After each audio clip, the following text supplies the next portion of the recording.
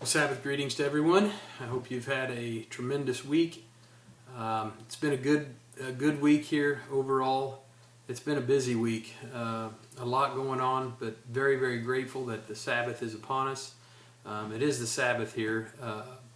It's pretty dark out the window right now. It doesn't take long. The Sabbath is just not too long after 4 o'clock anymore around here. So I hope your week has gone well, and I hope you're having a great Sabbath so far. I do have just a couple of thoughts tonight for you on the Sabbath, and it's with regard to 1 Timothy 1. 1 Timothy 1 and verse 8. I just, every once in a while, I'll go out there to the Facebook page for the Tomorrow's World, and just kind of peruse some of the comments and some of the things that are coming in, because anybody's really able to go out there and make comments about magazine articles or webcasts or telecasts, all kinds of stuff.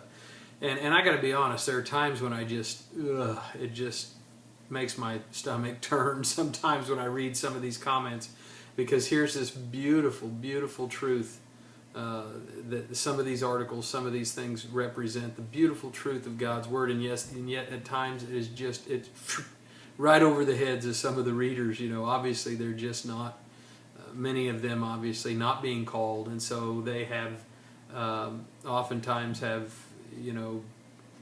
for whatever reason, they'll comment on these articles and comment on things, and it really, in many ways, it's kind of sad.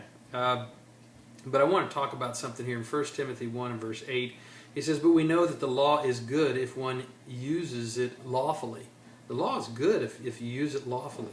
"Knowing this, that the law is not made for a righteous person, but for the lawless and insubordinate, for the ungodly and for sinners, for the unholy and profane, for murderers of fathers and murderers of mothers, for manslayers." And he goes on to say, "For fornicators, for sodomites, for kidnappers, for liars, for perjurers, and if there's any other thing that is contrary to sound doctrine." Anything that's contrary to sound doctrine, according to the glorious gospel of the blessed God, which was committed to my trust. So he's talking about this in context with the law of God. It's a perfect law. It's the perfect law of liberty. And the law is there to define parameters. It's there to define what is good for us and what is not good for us. And it is there to define all of these types of things, so that there is no excuse for those who want to believe in these things. All this lawless behavior, unholy and profane, for murderers, manslayers, fornicators, for sodomites. And yet you go on here and you can see some of these comments anytime we speak out about homosexuality or transgenderism and all of these things. It's just amazing, some of the comments that go back. It flies, like I said, right over their head. They don't understand that we're not condemning these people. We have a responsibility to preach the truth, and the truth is in the law, that the law is there to define right and wrong. And so, they have, it's interesting here, it says contrary to sound doctrine. All these things that he was talking about here, they're contrary to sound doctrine. We know you're not supposed to murder, you're not supposed to commit adultery, and he talks about, sodomites, homosexuals. That's what they are, frankly.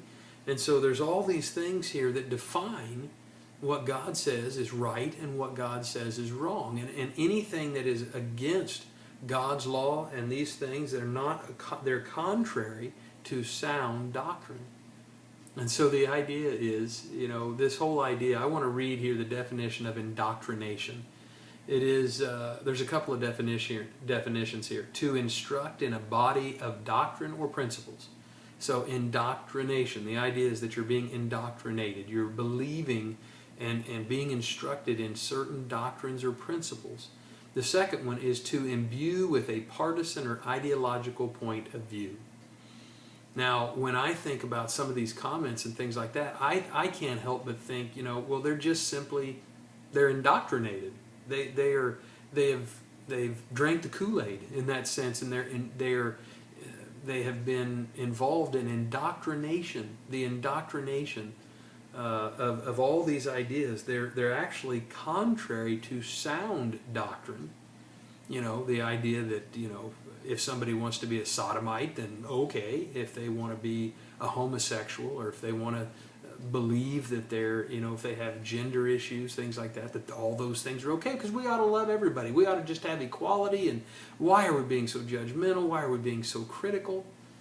That's not sound. That is just shows very clearly you've been indoctrinated, and not in sound doctrine, not in the right doctrine, but in this whole idea of equality, the whole idea of, you know, what, just live and let live. You know, let people do whatever they want and just love. Can't we just love?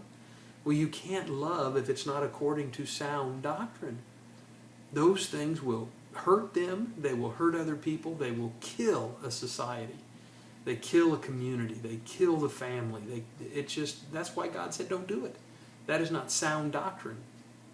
And so, brethren, at this time, we do need to be indoctrinated, fully indoctrinated in the sound doctrine of God's Word and His truth, and not let this other agenda, this ideological indoctrination of sheep to the slaughter, and those that are going along with this nonsense. And my kids deal with it in school, and some of you, I'm sure, deal with it at work and other places. But they don't know the truth. They don't know that what they're preaching, what they're living, the way they've been indoctrinated, it's certainly not according to sound doctrine. So the more firmly we are grounded in sound doctrine, the better off we're going to be able to help those who have been indoctrinated in this other ideological nonsense, the indoctrination according to, you know, this satanic idea of just equality apart from law, apart from any kind of consequences. It's like, you know, they don't tell you the kind of consequences that are there. Oh, just leave them alone, let them do what they want. Yeah, well, there's a reason why God said don't do those things. So anyway, I should stay away. As all you know, my idea and how wonderful Facebook is, I should know better. Just stay off of there. But I do every once in a while. I like to go out there and just see some of the comments, and it really makes me sad, and sometimes it makes me I just feel sorry. You know, this world needs sound doctrine. And so God help us all to really be courageous enough and strong enough to stand for sound doctrine. You cannot have sound doctrine apart from law. Law defines right and wrong, and that's what God has given us. And so we can be very grateful that we have been indoctrinated, and it's sound doctrine. And so what a great and wonderful opportunity we've been given to know the truth now, so we don't have to be indoctrinated into the ways of this world and the unsound doctrine that this world is buying right now. They're all drinking the Kool-Aid, if you will. So anyway, those are my thoughts. I hope you have a tremendous Sabbath. I hope it's profitable for you. Be safe out there. I love you all. I'm praying for you. Appreciate your prayers for me and for my family. And we'll look forward to seeing the brethren in the Dells, and the rest of you we'll see in the weeks ahead. I love you all. Take care and have a great Sabbath.